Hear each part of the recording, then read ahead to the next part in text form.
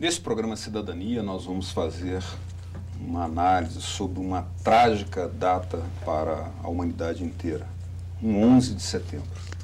Mas não estamos falando do 11 de setembro de 2001, também enormemente trágico.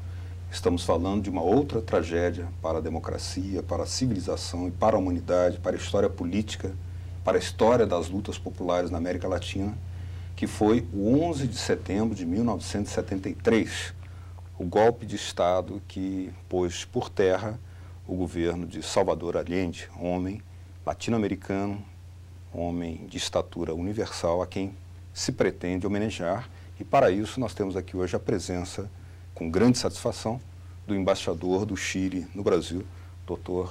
Oswaldo Púcio.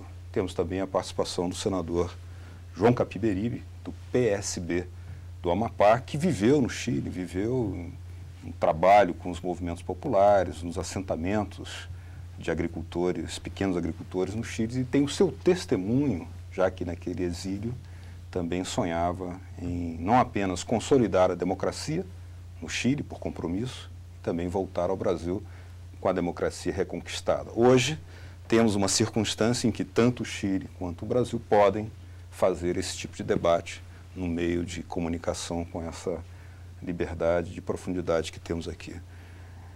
Homenagear Salvador Allende é, ao mesmo tempo, uma grande responsabilidade, como é um sentido comum, porque um homem dessa estatura sem dúvida, de inesgotável motivo de homenagem. Mas como o senhor destacaria a personalidade política de Salvador Allende para os demais povos latino-americanos, não apenas para o povo chileno?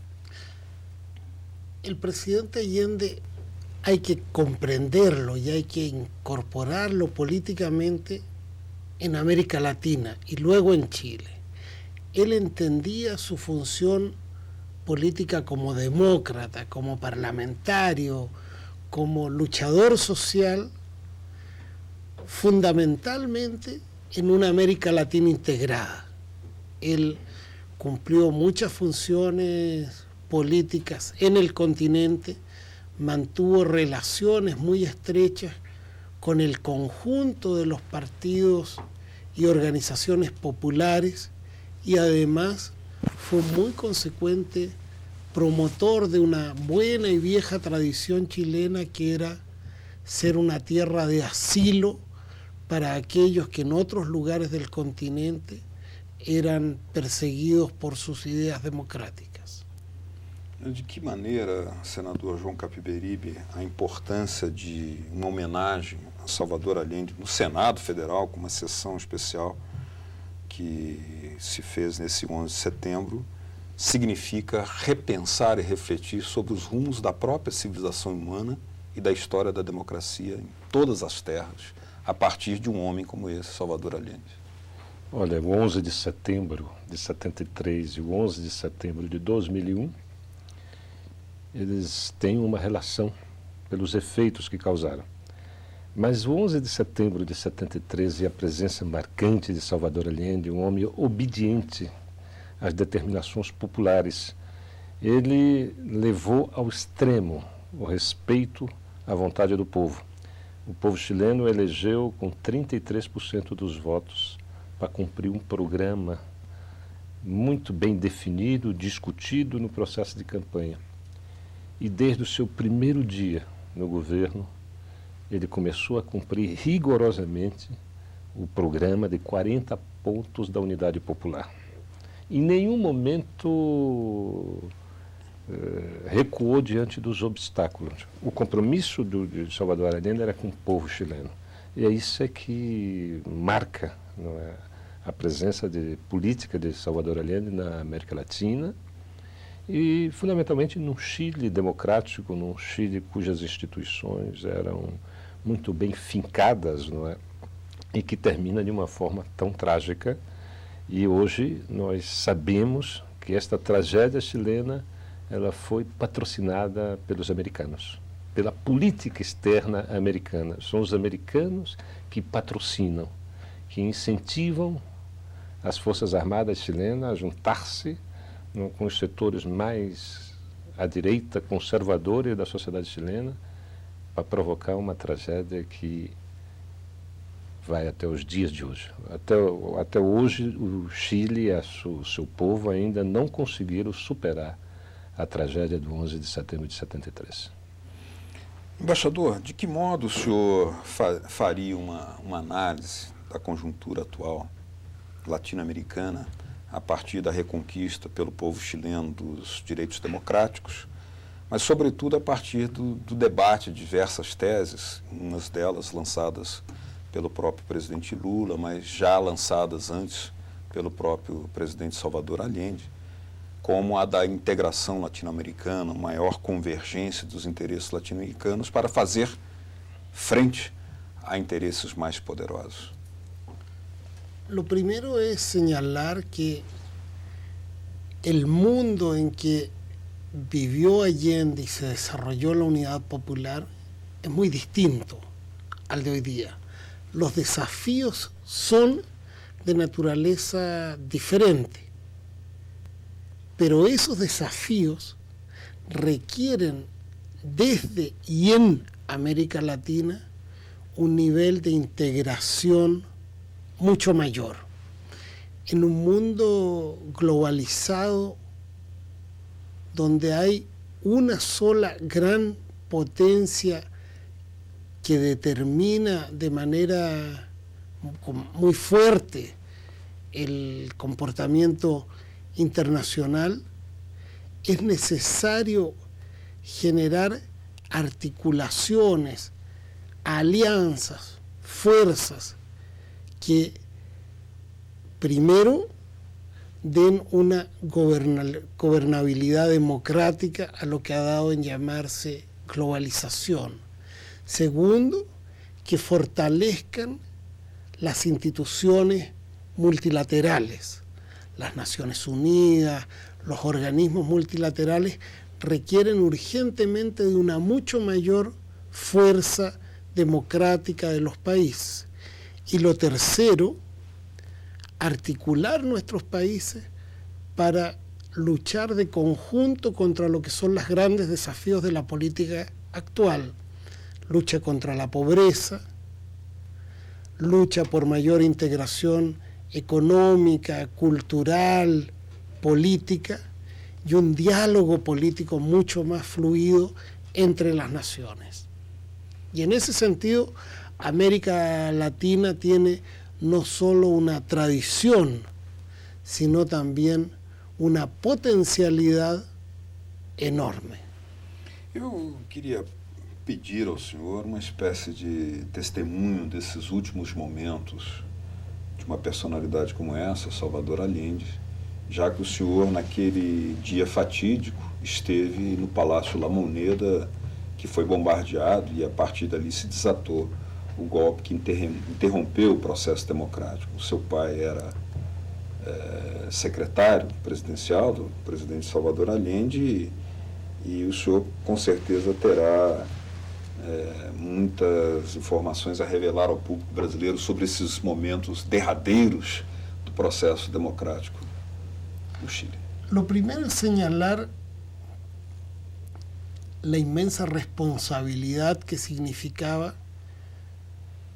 En ese momento yo tenía 20 años, la inmensa responsabilidad que significaba estar junto al presidente, como decía el senador, un presidente que se sentía muy vinculado con la voluntad del pueblo, estar junto al presidente cumpliendo lo que él estaba seguro era su deber democrático, resistir las fuerzas del golpismo. En su último discurso, el presidente Allende tiene una frase notable. Él dice: yo pagaré con mi vida la lealtad del pueblo. Y eso hizo. Exactamente eso hizo Assim o fez. el presidente Allende. Yo estuve durante toda la mañana, desde muy temprano hasta después del bombardeo, el presidente Allende tuvo permanentemente una actitud de mucha dignidad, yo diría de mucha paz interior. Es la paz que otorga el saber estar cumpliendo cabalmente con un deber más que político, moral. Y el presidente Allende en ese día improvisó un mensaje muy significativo al pueblo de Chile. Primero, condenó la traición. Enseguida llamó al pueblo a no sacrificarse innecesariamente. Y finalmente dio un mensaje de esperanza, que vendrían días mejores, dice él, en que las mujeres y hombres libres transitarían por las calles de Chile. Y eso es justamente lo que sucedió. A pesar de los 17 años de dictadura, hubo resistencia, reconstrucción democrática y un país en que hoy día tienen cabida todos, incluso aquellos que en su momento apoyaron la dictadura. Senador Capiberibe, tirar conclusões sobre esse processo amargo e doloroso da história política universal é talvez uma obrigação, não que exatamente porque não são peculiaridades chilenas. Toda a América Latina se viu envolvida com mais ou menos tipos semelhantes de interrupção do processo democrático. Mas nem sempre, talvez, todas as lições tenham sido tiradas, e à medida que se faça uma homenagem, para que ela seja uma homenagem viva e dinâmica e dialética, é preciso também analisar para os processos atuais, onde nós temos uma Venezuela envolta em instabilidades, como aquelas que o senhor apontava, por ingerência externa, e talvez outros países também vivendo situações de processos de elevação da intervenção das forças democráticas e populares. Quais são as lições fundamentais do Chile para hoje? Olha, as diferenças são marcantes. O Chile vivia o período da Guerra Fria, da polarização entre dois mundos, né, com grandes dificuldades de diálogo. Hoje nós temos uma situação de hegemonia, não é? Dos Estados Unidos e uma disputa da Europa. Então há uma mudança conjuntural, né, completamente diferente do que nós vivemos naquele 11 de setembro no Chile. Mas eu diria que as perdas do povo chileno e da democracia latino-americana foram agravadas com a morte de Salvador Allende, porque o Chile, naquele momento, representava o último bastião de liberdade. Era para lá que todos os latino-americanos, uruguaios, paraguaios, argentinos, brasileiros, corriam em busca de proteção, em busca de asilo, não é? Porque os seus países já estavam submetidos a ditaduras ferozes. Então o Chile, na verdade, desencadeou uma situação que os americanos passaram a viver depois do dia 11 de setembro de 2001. Que ao mesmo tempo que houve um golpe sangrento, houve uma campanha, né, para aterrorizar a população. E isso gerou a instabilidade, o medo pessoal. E eu, nesse momento, eu estava lá. O 11 de setembro caiu numa terça-feira. E um dia depois eu saí na rua, havia um silêncio mortal. As pessoas já não conversavam umas com as outras. E ao longo de pelo menos 15 a 20 dias, esse medo foi se aprofundando, ao ponto das pessoas permitirem o barbarismo que ocorreu no Chile. A sociedade chilena terminou permitindo isso. Quase 30 anos, 28 anos depois, ocorre o ataque terrorista nas Torres Gêmeas, em Nova York, no Pentágono.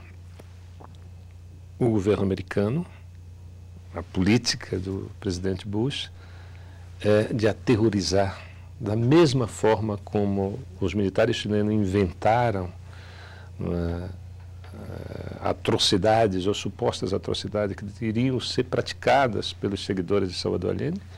O presidente Bush instala o pavor na sociedade americana e reduz as liberdades individuais do povo americano. Então, o povo americano, em função do medo do terrorismo, em função de uma intensa campanha, passou a viver na insegurança e o Estado passou a reduzir os seus direitos, que na democracia americana, tal qual a do Chile antes de 73, era algo muito consolidado. O Chile era uma democracia consolidada, com raras manifestações autoritárias, com instituições estáveis.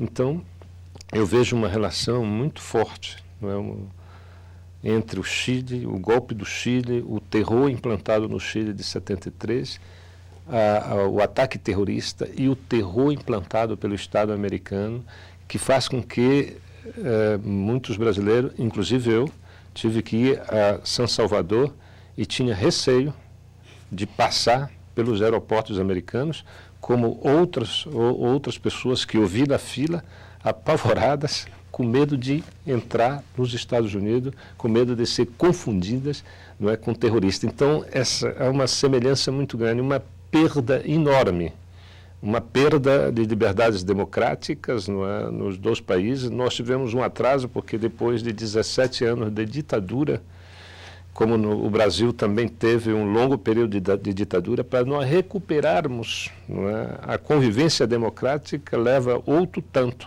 E para avançar na democracia social, na democracia econômica, então a espera é muito maior. Que sentimentos experimenta um ser humano como o senhor, embaixador, que sai do palácio presidencial numa legalidade e passa para uma prisão que o consumiu durante um bom tempo? Bueno, el primer sentimiento es de una gran rebeldía contra una situación injusta. Y luego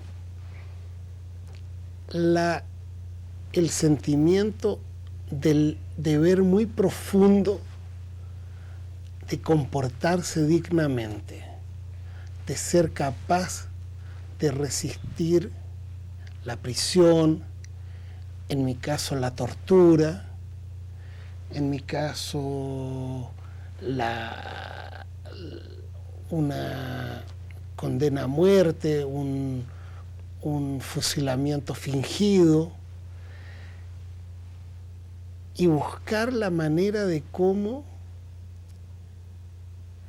con 20 años, ser consecuente, primero con lo que pensábamos, y luego, en mi caso personal, con el ejemplo del presidente Allende.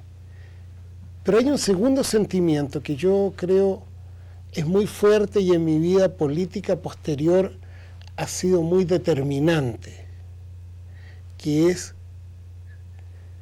el sentimiento del deber de reconstruir sin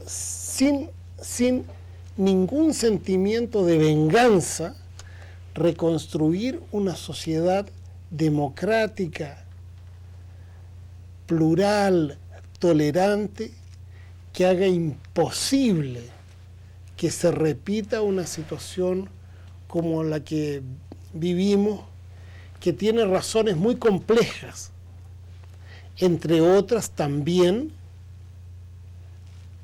conductas de la propia izquierda durante el gobierno de la Unidad Popular. O programa Cidadania de hoje está fazendo uma reflexão ao sentido, à simbologia, o significado da homenagem a Salvador Allende, que se faz em muitas partes do mundo, mas também numa sessão solene do Senado Federal. Nós temos a participação do embaixador do Chile no Brasil, Dr. Oswaldo Púcio, e também a participação do senador João Capiberibe, do PSB, Partido Socialista Brasileiro do Amapá. A gente faz uma pequena pausa, mas voltamos já já.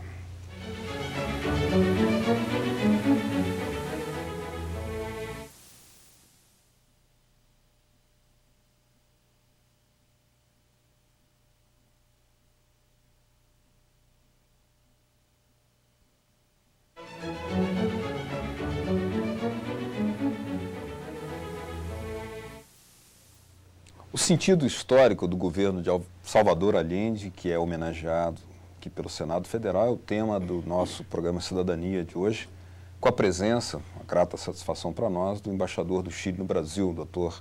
Oswaldo Púcio, e também com a participação do senador João Capiberibe, do PSB do Amapá, que viveu aqueles anos de Allende, que para toda uma juventude esperançosa de América Latina, confluiu-se lá no Chile, no forjamento de uma expectativa, de uma esperança libertária, mas isso foi interrompido. Como foram os seus anos, senador, quando o cidadão Capiberibe lá estava vivendo com camponeses? Como era a vida, como era a simbologia de estar sob o governo de Allende?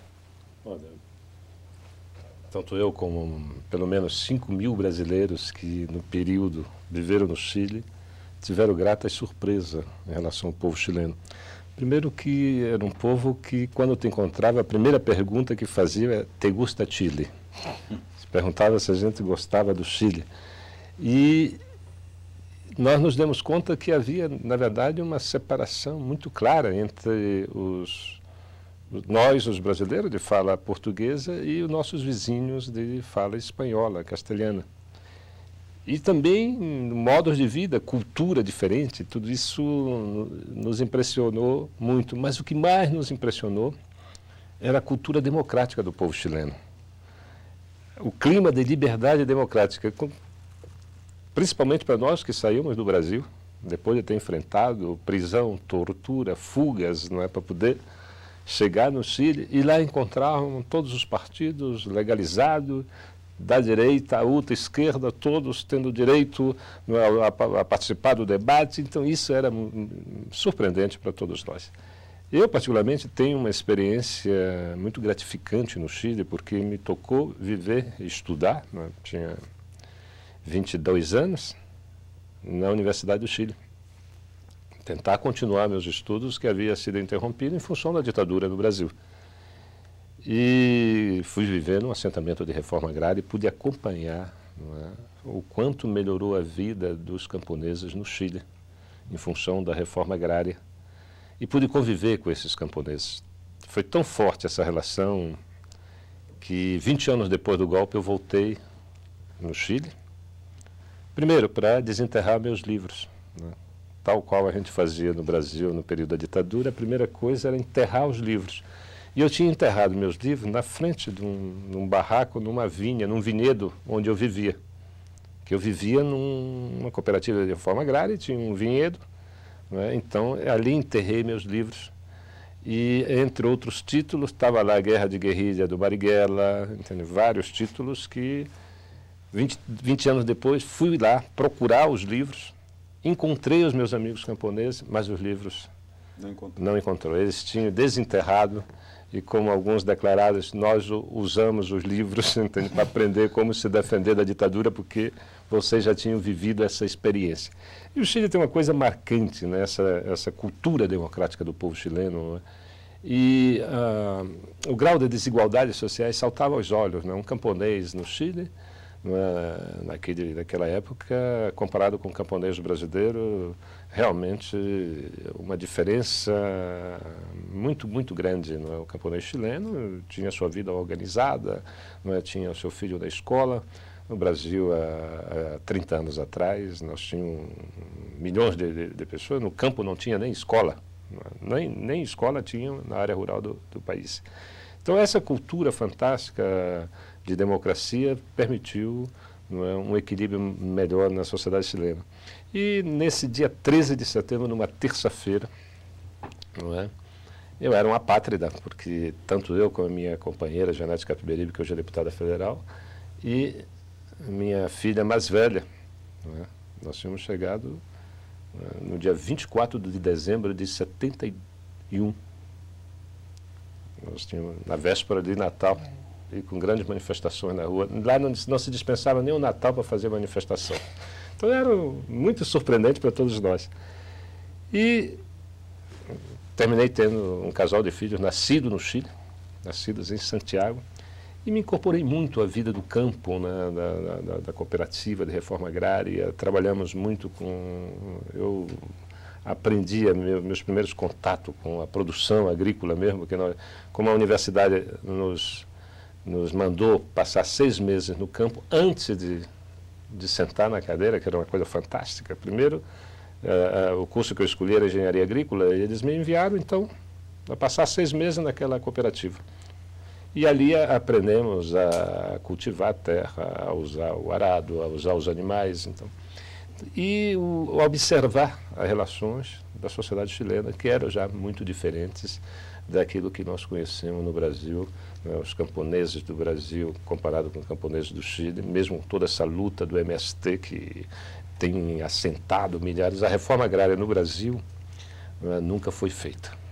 O que nós avançamos na reforma agrária é graças ao movimento social dos trabalhadores sem terra, e aí nós temos alguns resultados muito positivos, inclusive produção agrícola, produção familiar, agroindustrial, em função do movimento dos trabalhadores rurais sem terra. No Chile não, o Estado já tinha feito uma primeira reforma agrária, com Eduardo Frei, um democrata cristão. Era uma política de Estado, já consolidada. Era uma política de Estado. E aí o presidente Allende, ele aprofunda a reforma agrária e cria